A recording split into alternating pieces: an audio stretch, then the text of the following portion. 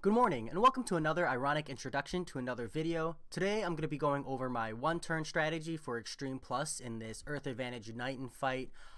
My setup isn't optimized as well as it is reliant on my M2 grid, which is pretty much complete. I've just been too lazy to farm the last of the Alexial anima I need for the Dark Opus weapon, as well as the last katana I have to uncap. But understand that my setup isn't really like intermediate friendly, as I do have Huanglong summon as well as an Uriel, and the Uriel is really just luck, but I'll take it as it allows me to do what I do.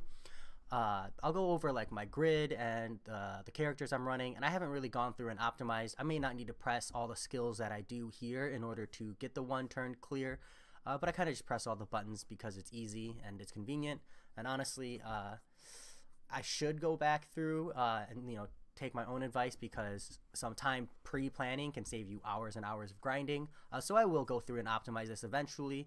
But you'll see that even with Huanglong as my main summon, I am still damage capping on my Ogies.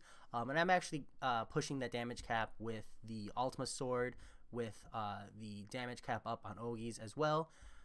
I could definitely cut a lot of buttons just by going and getting a Dark Opus weapon and sticking like skill damage cap up, because then I would get more damage out of all my skills. And yeah, I mean at 5%, I definitely think I can cut some of the skills out of my rotation, which I will do. Maybe save myself a button or two, which will save 3 to 5 seconds per button. I do get the full clear here. So this has been pretty consistent, so I'll be doing this at least until I run into a situation where it doesn't clear, and I'll add or subtract buttons as needed. So as far as what I'm running Chrysal Ore with the forced sub skill, as well as dual arts to get 2 Ogies, miserable miss to kind of ensure that my team is damage capping. I'll see if I need this to actually damage cap, but I'm pretty sure I do, as well as splitting spirit to get my full charge bar at the start of the fight. As far as EMPs, I have some wasted EMPs in here, I believe, but the damage cap doesn't help with my Ogi, so you don't need that. You don't need the total party HP just for the one turn, because that's more for like clearing content. But I do like having the attack and the debuff success rate. Just the attack because it pushes your main characters, ensuring that you're damage capping, plus it's relatively cheap. And the debuff success rate because I am reliant on that miserable miss landing, and having that not land can really like drastically affect whether or not I get my one turn. And it kind of sucks getting a 2-turn clear, because you press refresh and you're stuck waiting for all your Ogies to go through. It's a really long time, so you really only want to clear Extreme Plus if you can optimize a 1-turn strategy. I'm running Siegfried. I don't have any EMPs boosted on him yet, just because I'm too lazy to. But he's got some good boosted damage here.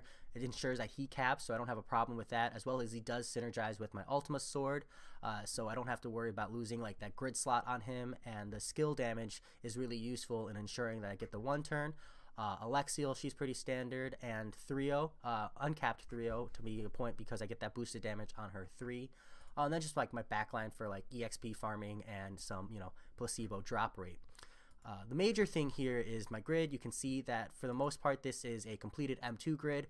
I am technically missing a katana here. Like one of these Xenos weapons should be a M2 katana, but I'm been really slacking on grinding the anima for this, so I don't have that yet. I have the katana like 3-starred and just waiting, but I'll get there when I get there.